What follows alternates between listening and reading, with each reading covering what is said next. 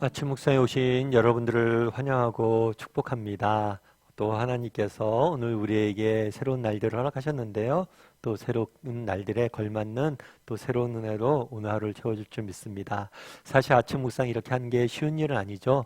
그래도 이렇게 하루의 첫 시간을 하나님께 드리려고 노력했을 때 이 시간을 통해서 하나님께서 우리 인생의 차이를 만드시고 또 아름답게 우리 인생을 빚어갈 줄 믿습니다. 그런 믿음을 가지고 시작했으면 좋겠고요. 오늘은 요셉이 형들과 제외하다 라는 제목을 가지고 창세기 32장 1절부터 38절까지 말씀을 좀 더 살펴봤으면 좋겠습니다. 우리 21절부터 22절까지 말씀 함께 읽어볼까요? 그들이 서로 말하되 우리가 아우의 일로 말미암아 범죄하였도다. 그가 우리에게 애걸할 때에 그 마음의 괴로움을 보고도 듣지 아니하였으므로 이 괴로움이 우리에게 임하도다. 르우벤이 그들에게 대답하여 이르되 내가 너희에게 그 아이에 대하여 죄를 짓지 말라고 하지 아니하였더냐. 그래도 너희가 듣지 아니하였으니라. 그러므로 그의 핏값을 치르게 되었도다 하니. 예, 우리가 계속해서 요셉과 형들이 제외하는 모습들을 보게 되죠. 가나안 땅에 기근이 듭니다.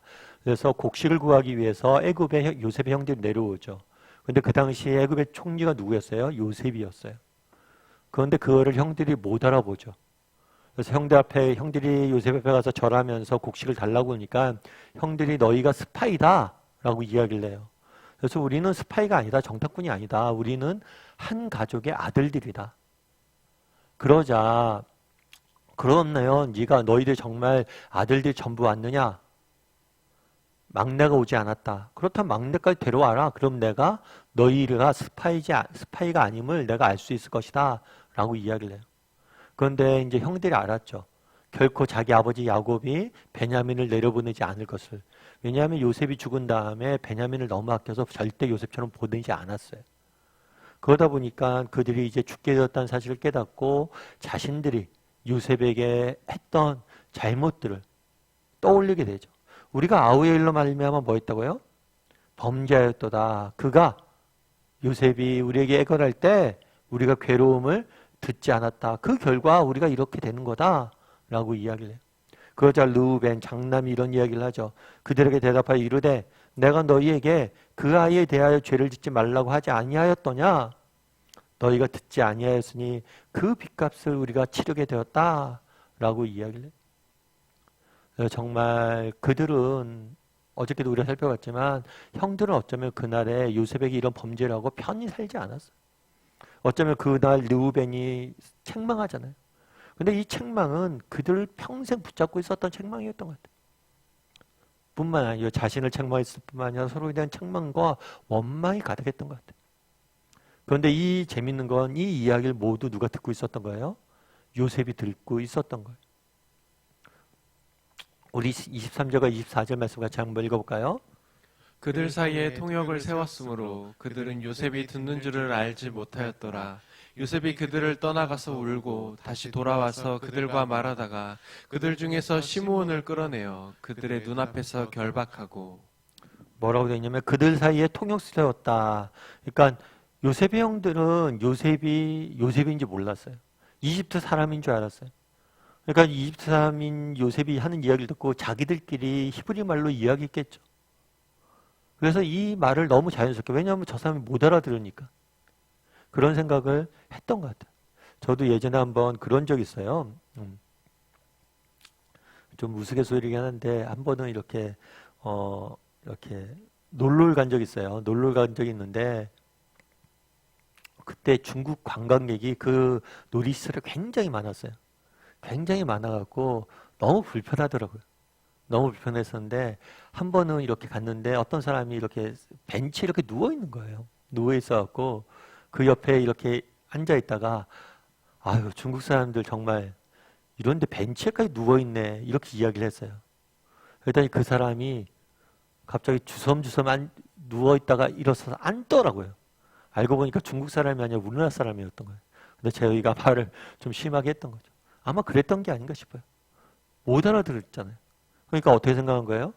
아, 내가 못 알아들으니까 우리끼리 속 얘기를 하자 하고 막 이야기를 한 거죠. 이야기를 했더니 뭐 한 거예요? 요셉이 들었던 거죠. 들은 다음에 요셉이 반응이 되게 재밌어요. 뭐였어요? 그들을 떠나가서 울었다라고 얘기해요. 울었다. 참 이 울다라는 단어가 재밌어요. 여기서 요셉의 스토리를 여러분 쭉 보잖아요. 이전까지 요셉이 운 적이 있나요? 요셉은 운 적이 없어요. 형들에게 팔려서 노예로 잡혀갈 때, 억울하게 누명 써서 감옥에 갇힐 때, 정말 죽을 고비를 넘기고 정말 감옥에 갇히고 온갖 고생을 했는데 성경은 그가 울었다라는 기록을 하고 있지 않아요.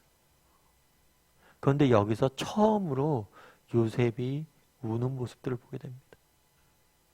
아마 이 울음은 그랬던 것이 아닐까 싶어요. 그동안 자신이 겪었던 고생, 아픔, 상처, 그리고 자신의 과거에 잘못했던 것들이 정말 자신이요 그전에는 나만이 이런 고통을 당했구나 생각했는데 형들의 이야기를 들어보니까 그 일로 인해서 모두가 상처받았던 거, 모두가 아파하고 있었던 거, 그걸 깨닫고 뭘 한 거예요? 울기 시작했던 거죠. 그래서 떠나가서 울었다. 그래서 이후에도 계속 요셉이 우는 장면이 모습에 보입니다. 참 저는 그런 생각이 들었어요. 이 요셉이 우는 모습. 사실 우리는 어렸을 때부터 그런 얘기를 많이 하잖아요. 우리가 유교 집안에 태어나다 보니까 저 같은 경우는 남자들은 특별히 그런 얘기를 많이 들었어요. 남자는 태어나 딱 3번 운다고. 그래서 부모님 돌아가셨을 때랑 또 죽을 때랑 그 3번 운다라고 우리가 이야기를 듣죠. 그만큼 눈물 흘리는 것들에 대해서는 굉장히 안 좋게 여기는 문화들에서 우리는 자랐던 것 같아요. 그런데 실제로 그렇지 않다고 그러더라고요. 때로는 울 필요가 있대요. 그래서 프로이트 같은 경우는 정신심리학자는 뭐라고 얘기했냐면 현대사회의 가장 큰 문제는 뭐냐면 울어야 될 때 울지 못하는 거다. 그래서 때로는 우리가 울어야 됩니다. 왜냐하면 눈물의 가치가 있기 때문에. 그런데 우리가 한 가지 더 기억할 건 뭐냐면 그날에 요셉이 이렇게 울었잖아요. 근데 성경은 뭐라고 얘기하냐면 애통하는 자는 복이 있나니 뭐예요? 저희가 하나님의 위로를 받을 것이다. 성경에 보면 요셉뿐만 아니라 많은 사람들이 눈물을 흘리는 장면들이 있어요. 우는 장면들이 있어요. 그런데 성경에 등장하는 사람들의 눈물을 보면 눈물이 눈물로 끝나지 않아요. 울음이 울음으로 끝나지 않습니다. 상처가 상처로 끝나지 않아요. 이 눈물을 뭐예요? 위로하시는 하나님의 은혜가 있다. 그래서 우리도 이 땅을 살다 보면 요셉처럼 뭐 할 때가 있어요?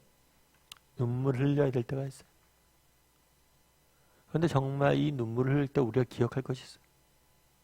그건 뭐예요? 이 눈물을 하나님께서 위로해 주실 것이다. 우리가 어떤 상처, 우리가 어떤 아픔, 우리가 어떤 눈물을 흘리든 이 눈물을 모아 하나님께서 우리 인생을 바꾸시고 우리 인생을 변화시켜 나갈 것이다. 하나님께 반드시 우리의 눈물을 위로해 주실 것이다. 그날 요셉이 울잖아요. 앞으로도 계속 요셉이 우는 장면을 보게 됩니다. 정말 어쩌면 이 울음은 앞서 얘기했던 것처럼 요셉 인생의 전체를 요약한 이야기. 요셉이 그동안 얼마나 많이 눈물을 흘렸겠어요. 이제 처음 울었다는 표현이 들지만 그동안 얼마나 많은 눈물을 흘렸겠어요. 그런데 성경은 뭐예요? 이 모든 눈물 하나님께서 위로해 주실 것이고 이 눈물이 가치 없는 눈물이 되지는 않을 것이다 라고 말하는 거죠. 여러분 어떤 사람이 있습니다. 이 사람은 미국의 켄터키주에 태어났어요. 그래서 켄터키주에 태어났는데 농부의 아들이에요. 그런데 이 아버지가 농사를 졌는데 7살 때 집안이 파산을 냅니다. 그래서 제대로 된 정규교육도 못 받아요. 너무 가난해서. 그런데 집안이 파산됐을 뿐만 아니라 9살 때 어머니가 사망을 했어요. 여러분 생각해 보세요. 정말 가난해도 정말 어머니의 따뜻한 사랑을 받고 자라면 그래도 소망이 있잖아요. 그런데 사랑 줄 어머니마저도 사망을 했어요. 그래서 열심히 살아서 열심히 사업도 하고 열심히 살아서 또 열심히 공부도 하고 열심히 자신의 길을 개척했습니다. 근데 젊은 날 새롭게 사업을 시작했어요. 그런데 사업을 시작하자마자 파산을 했어요. 그 다음에는 선거에 나갔는데 떨어졌어요. 그리고 그 다음에는 뭘 했어요? 2번째 사업을 했는데 파산을 했어요. 그리고 26살 때는 약혼자마저 사망을 했어요. 그래서 어떤 사람이 이 사람의 생애를 연구해 봤는데 56살이 되기 전까지 7번의 실패를 했대요. 그러니까 2년에 한 번씩 실패한 거예요. 큰 인생의 아픔을 경험한 거예요. 여러분, 어머님이 돌아가실 때 얼마나 괴로웠겠어요. 어떻게 보면 이 사람의 인생은 매년 눈물로 가득 찬 인생일 거예요. 요셉과 같은 인생이죠. 근데 이 사람이 누굴까요? 이 사람은 56살 때 뭐가 됐냐면 미 합중국의 대통령이 됐어요. 바로 이 사람이 링컨이에요. 링컨은 미국의 갤럽의 조사에 보면 미국 사람들이 가장 존경하는 대통령으로 알려져 있어요. 어떻게 그 링컨이 이렇게 많은 사람들의 존경과 사랑을 지금까지 받고 있냐는 거예요. 어쩌면 그가 흘렸던 그 눈물, 그리고 또 이 눈물을 위로하신 하나님의 은혜가 있었기 때문이 아니겠냐는. 링컨은 알다시피 백악관을 기도실을 바꾼 정말 믿음의 사람으로 알려져 있잖아요. 그날의 요셉의 이야기를 통해서 우리에게 무엇을 보게 됩니까? 요셉은 그날 울었어요. 어쩌면 요셉의 인생은 평생 눈물로 가득했던 인생일지 몰라요. 그런데 그 눈물을 모아서 그 눈물을 위로하시고 정말 모아서 정말 요셉분들 다듬고 아름답게 빚으신 하나님의 모습들을 보게 되죠. 우리도 마찬가지예요. 우리 인생도 눈물로 어쩌면 우리 인생은 규정 지을 수 있습니다. 하지만 우리의 눈물은 무가치한 게 아니에요. 하나님이 그 눈물들 다 모아서 아름답게 우리를 빚으실 거예요. 그런 믿음을 가지고 오늘 하루 시작하는 저와 여러분이 되기를 주님의 이름으로 소원합니다. 우리 함께 기도했으면 좋겠는데요. 기도할 때 오늘 말씀 기억하면서 기도했으면 좋겠습니다. 그날의 요셉이 울었습니다. 아니, 요셉의 인생은 눈물이 가득한 인생이 요셉의 인생이었어요. 그럼에도 불구하고 그 눈물들을 다 모아서 하나님 위로하시고 모아서 아름답게 요셉을 빚으시는 모습들을 보게 됩니다. 우리 인생도 마찬가지. 우리 인생도 눈물이 우리 인생의 규정짓는 말일 수 있어요. 하지만 그 눈물을 그냥 헛되이 하나님께 흘리지 않으실 거예요. 모아서 아름답게 우리를 빚으실 거예요. 그런 믿음을 가지고 오늘도 정말 눈물 흘리며 믿음의 길을 걸어갈 줄 아는 사람들이 되게 해달라고 기도했으면 좋겠습니다. 또한 기도하실 때 오늘 또 세상 속에서 살아가야 되는데 우리 많이 눈물 흘릴 거예요. 상처받을 거예요. 하지만 우리 하나님 지키고 보호하시고 위로하실 겁니다. 그래서 그 위로를 이겨낼 거예요. 하나님, 오늘도 나를 위로해 주시고 은혜의 장중에 붙잡아 주셔서 승리한 하루가 되게 해달라고 오늘 말씀 기억하면서 또 오늘 하루를 위해서 같이 기도하도록 하겠습니다. 같이 기도하시겠습니다.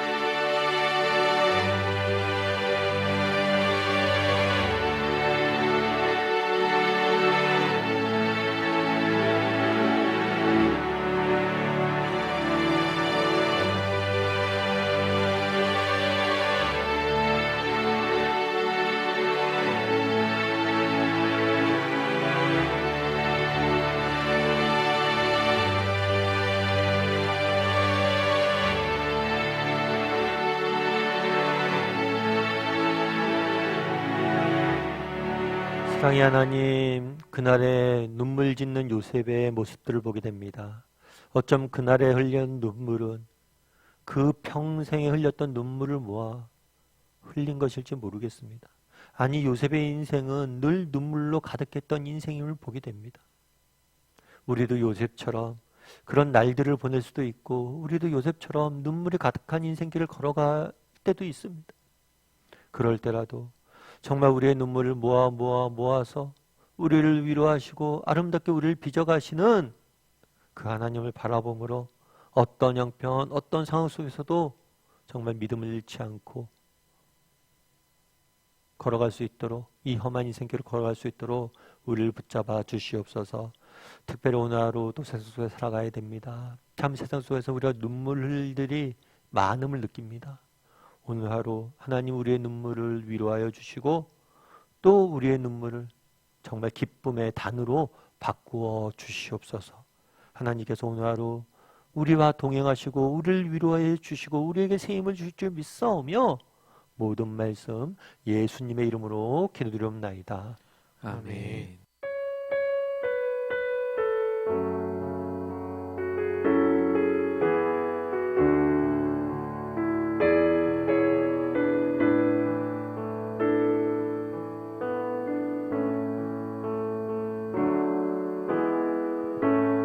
주께 가오니 날 새롭게 하시고 주의 은혜를 부어주소서.